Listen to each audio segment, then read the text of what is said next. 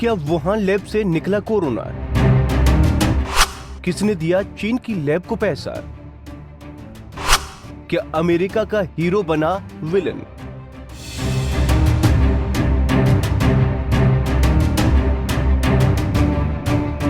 Corona virus का दुनिया में जब से प्रभाव बढ़ा है तब से इससे जुड़े बहुत सारे दावे सामने आ रहे हैं। ये तो सभी जानते हैं कि ये जानलेवा कोरोना वायरस चीन के वुहान शहर से फैलना शुरू हुआ था। इस बारे में बहुत सारे लोग शक जता चुके हैं कि इस वायरस की शुरुआत वुहान इंस्टीट्यूट ऑफ वायरोलॉजी से हुई थी। लेकिन अब फिर वुहान लैब चर्चा में और मेडिकल क्षेत्र के हीरो कहे जाने वाले शख्स डॉक्टर एंथनी फाउची भी।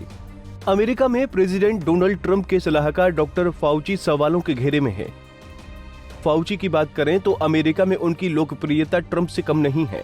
महामारी के इस मुश्किल वक्त में यूएस में हुए एक सर्वे में लोगों ने ट्रंप से ज्यादा भरोसा फाउची पर जताया था। लेकिन अब विदेशी मीडिया में ये सवाल उठ रहा है कि क्या वुहान की इस खतरनाक लैब की फंडिंग में डॉक्टर फाउची की कोई भूमिका तो नहीं? दरअसल फाउची अमेरिका की national institute for allergy and infection disease के अध्यक्ष हैं। इस संस्था पर हाल ही में कई सवाल उठे हैं। रिपोर्ट्स में दावा किया गया है कि संस्था ने चीन के वुहान इंस्टीट्यूट ऑफ वायरोलॉजी और दूसरे संस्थानों को करोड़ों रुपए का फंड दिया है। ये पैसा चमगादड़ पर रिसर्च के लिए दिया गया। कई वैज्ञानिकों ने चेताया कि जिस गेन ऑफ फंक्शन रिसर्च के लिए NIAID की ओर से फंड दिया जा रहा है वो काफी खतरनाक है।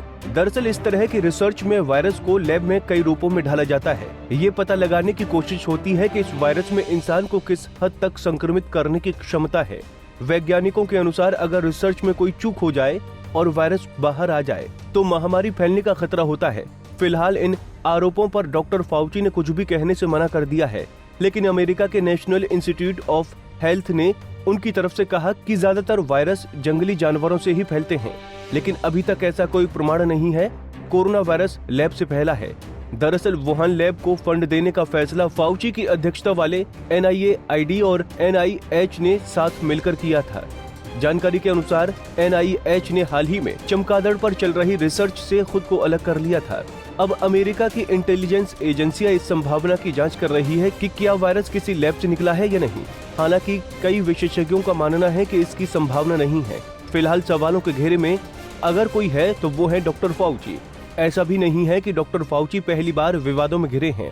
करीब एक दशक पहले भी कुछ इसी तरह की रिसर्च बर्ड फ्लू वायरस पर हुई थी जिसे फाउची ने ही आगे बढ़ाया था। हालांकि फाउची ने बर्ड फ्लू की रिसर्च पर कहा था कि इस तरह के प्रयोग महामारी के दौरान एंटीवायरल दवाएं बनाने में मददगार होते हैं।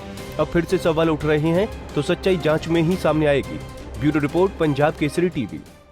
हमसे जुड़े रहने के लिए हमारे YouTube चैनल को सब्सक्राइब करें और नई वीडियो की नोटिफिकेशन के लिए बेल आइकॉन को दबाएं।